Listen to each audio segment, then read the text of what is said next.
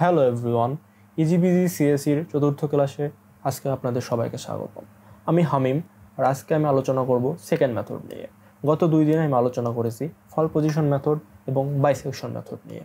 তাহলে চলুন শুরু করা যাক আজকের ক্লাস। আজকের ক্লাসের প্রথমে আমরা জেনে নিই সেকেন্ড মেথড কী।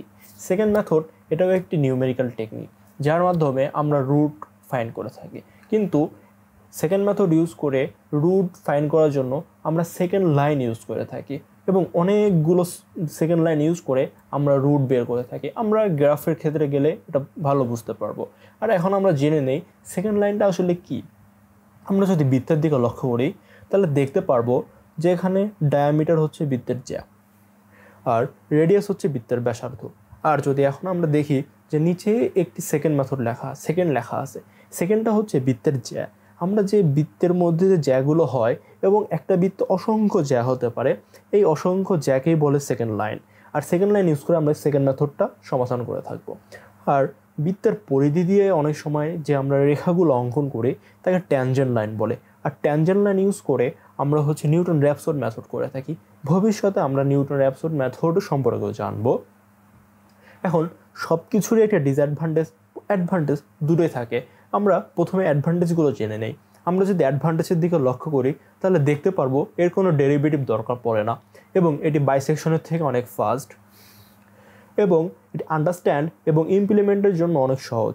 কিন্তু এর জন্য রুট ব্র্যাকেটিংও দরকার পড়ে না। কিন্তু আমরা যে ফলস পজিশন মেথডের ক্ষেত্রে দেখেছি যে হচ্ছে রুট ব্র্যাকেটিংয়ের দরকার পড়ে।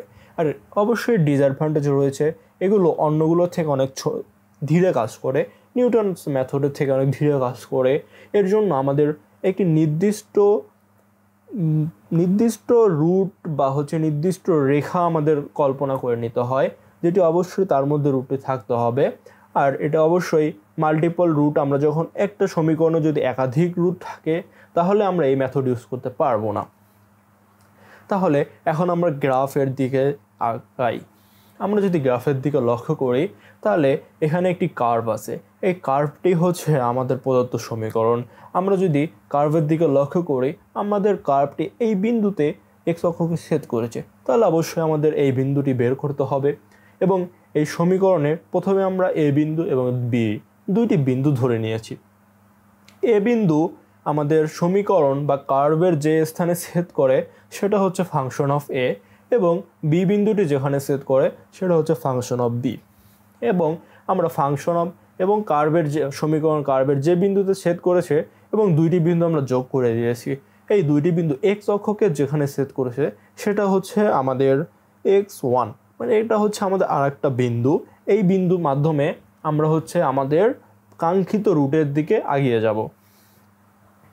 আমরা যদি এখন লক্ষ্য করি, আমরা x1টা আমাদের কার্ভের যে বিন্দুতে ছেদ করেছে সেটা হচ্ছে ফাংশন অফ এক্স, এবং ফাংশন অফ x1 এবং ফাংশন অফ বি এই দুইটি বিন্দু যোগ করলে আমরা যে রেখাটি পাবো সেটি এক্স অক্ষকে যে বিন্দুতে ছেদ করে সেটা হচ্ছে x2, এবং x2 বিন্দুটি আমাদের ফাংশনের যে বিন্দুতে রেখার যে বিন্দুতে ছেদ করে সেটা হচ্ছে ফাংশন অফ x2, এবং ফাংশন অফ x2র মাধ্যমে আমরা এবং ফাংশন অফ x2 এবং ফাংশন অফ x1 এই দুই বিন্দু যোগ করে দিব। এইভাবে এমন প্রসেসের মাধ্যমে আমরা ক্রমান্বয়ে আমাদের আমাদের যে কাঙ্ক্ষিত রুট আমরা জানতে যাচ্ছি সেটা জানতে পারবো। এবং এটা হচ্ছে অনেক লম্বাও না, এবং আমাদের জানি যে আমরা বাইসেকশন মেথডের থেকে এটা ইজি এবং অন্যান্য মেথডের থেকে এটা একটু স্লো কাজ করে। সেহেতু আমরা এই গ্রাফটা আরও ভালো বুঝতে পারবো যখন আমরা আমাদের অ্যালগোরিদম ম্যাথ করতে থাকবো, তখন এই গ্রাফটা আমরা অনেক ভালো মতো বুঝতে পারবো। তাহলে এখন আমরা আমাদের অ্যালগোরিদমের দিকে এগিয়ে যাই। আমরা যদি আমাদের অ্যালগোরিদমের দিকে লক্ষ্য করি তাহলে দেখতে পারবো যে এখানে বাইসেকশন মেথড এবং ফলস পজিশন মেথডের মতো অনেকটা সেমই আছে। এখানে অনেকটা সেমই আছে ফলস পজিশনের মেথডের মতো। আপনারা যদি ফলস পজিশন মেথডের ক্লাসটি না করে থাকেন তাহলে আপনার ডিসক্রিপশনে দেওয়া লিঙ্ক থেকে আপনারা করে নিতে পারেন। সেক্ষেত্রে আপনাদের এটা বুঝতে অনেক সুবিধা হবে। আমরা যদি প্রথম পয়েন্টের দিকে লক্ষ্য করি, আমাদের অবশ্যই এ এবং বি দুটি বিন্দু নিতে হবে, যেখানে এ বি এর থেকে ছোট হবে এবং function of a function of b গুণফল অবশ্যই 0 থেকে ছোট হবে।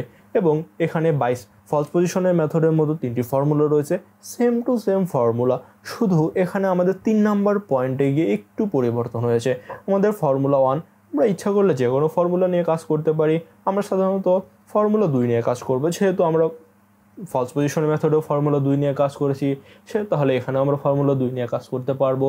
তাহলে আমাদের একাধিক সূত্র মুখস্থ করতে হবে না, আমরা একটা ফর্মুলা ইউজ করে অনেকগুলো মেথড করতে পারবো। আমরা যদি এখন 3 নম্বর পয়েন্টের দিকে আসি, তাহলে লক্ষ্য করব যে এখানে আমাদের যদি ফাংশন অফ x0 সমান 0 হয়, তাহলে অবশ্যই আমাদের x0ই হচ্ছে কাঙ্ক্ষিত রুট। আর যদি ফাংশন অফ x0 সমান 0 না হয়, তাহলে আমরা a সমান b এবং b সমান x0 ধরব। এটা বোঝার জন্য আমরা ম্যাথে যখন লক্ষ্য করব, তখন এটা আমরা আরও ভালো মতো বুঝতে পারবো, কারণ এখানে ক্লিয়ার হচ্ছে না একদম বিষয়টা।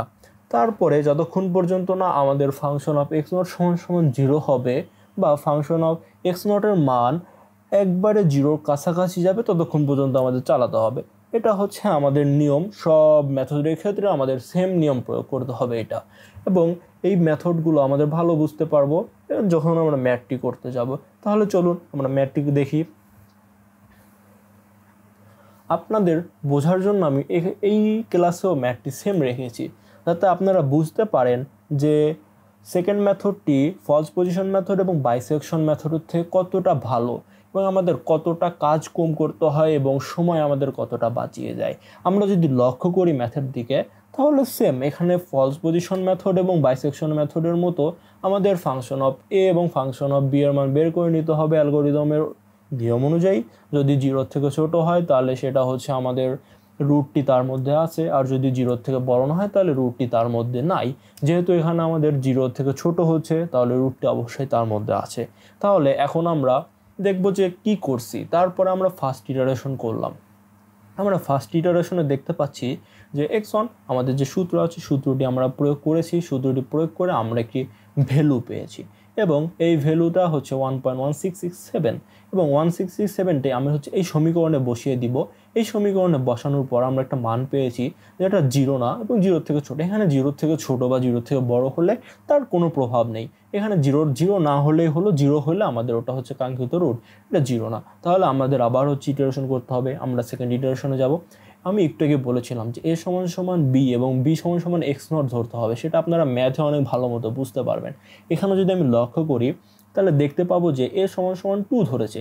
এখানে আমি b সমান 2 ধরছিলাম, কিন্তু আমি যখন সেকেন্ড ইটারেশনে এসেছি তখন a সমান 2 ধরেছে এবং b সমান 1.1667 ধরেছে এবং b সমান x0 ধরেছে। এই যে আমাদের যে ফার্স্ট ইটারেশনে x0 ধরেছে, সেটা হচ্ছে b সমান x0 এবং আমি a সমান b, এটা হচ্ছে 2 এবং b সমান x0, এটা হচ্ছে আমাদের x0 ধরে আমি আবার x2 এর মান বের করব এবং x2 এর মান বের করে আমি হচ্ছে আবার দেখব যে এটার মান 0 আসে কিনা।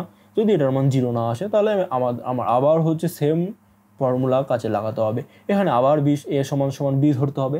এখানে b হচ্ছে আসলে আমার সেকেন্ড ইটারেশনে যে b ছিল আমার, এই যে 1.1667, এখানে a সমান b, এখানে আমি a সমান 1.1667 ধরবো। আর b সমান x0, এখানে x0 আসলে x2, এখানে x0 এর জায়গায় আমি হচ্ছে এই যে 1.253 ধরবো। এইভাবে আমি হচ্ছে ম্যাথটি আগাবো।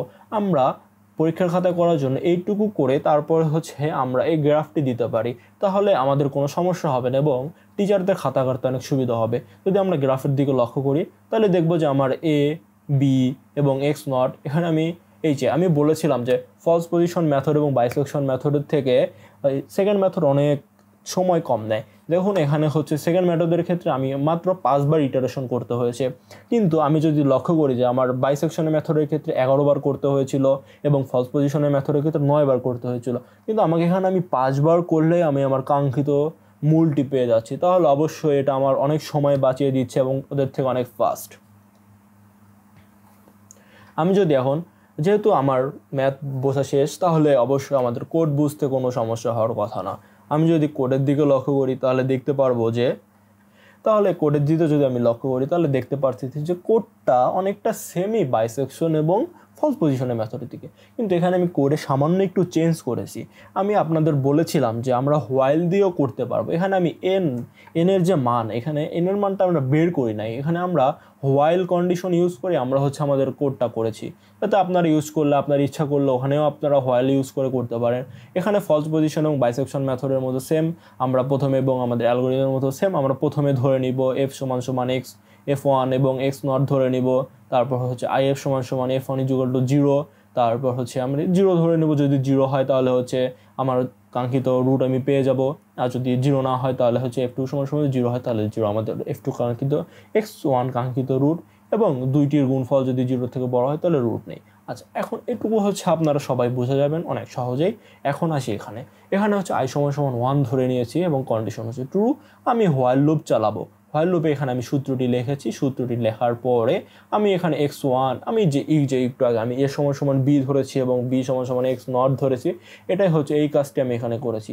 x নট সমান সমান x1 ধরেছি এবং x1 সমান x2 ধরেছি, এবং আমি যেহেতু হোয়াইল লুপ চালাচ্ছি, হোয়াইল লুপের কন্ডিশন অনুযায়ী আমি i এর মান আরো বাড়িয়ে দিব, এবং এই কন্ডিশন ফলস হবে যতক্ষণ পর্যন্ত ওইটা হচ্ছে আমাদের ম্যাথের 0 একদম 0 হবে, বা 0 কাছাকাছি যতক্ষণ পর্যন্ত না হবে ততক্ষণ পর্যন্ত ফলস হবে না, হয়ে গেলে ফলস হবে। আমরা যে এখানে হচ্ছে আমি প্রিন্ট করেছি x2, মানে আমার কাঙ্ক্ষিত ভ্যালুটি। আপনারা যদি যে কতবার হচ্ছে এই হোয়াইল লুপটি ঘুরেছে বা ইটারেশনের নাম্বারটা আপনারা যদি বের করতে চান, তাহলে আপনারা হচ্ছে এখানে i প্রিন্ট করে দিবেন, তাহলে হচ্ছে আপনারা নাম্বারটি পেয়ে যাবেন। এটাই ছিল কোড, এই পর্যন্তই। এটা হচ্ছে আপনারা যে আপনাদের বেসিক যদি থাকে তাহলে হচ্ছে অনেক সহজেই বুঝতে পারবেন, নাহলে আপনারা এই ভিডিওটির মাধ্যমে আপনারা সহজেই বুঝতে পারবেন সেকেন্ড মেথডটি। এবং আজকের ক্লাস এই পর্যন্তই। আগামী ক্লাসে হচ্ছে আমরা হচ্ছে আরও নতুন মেথড নিয়ে আসবো। সাথে থাকার জন্য ধন্যবাদ।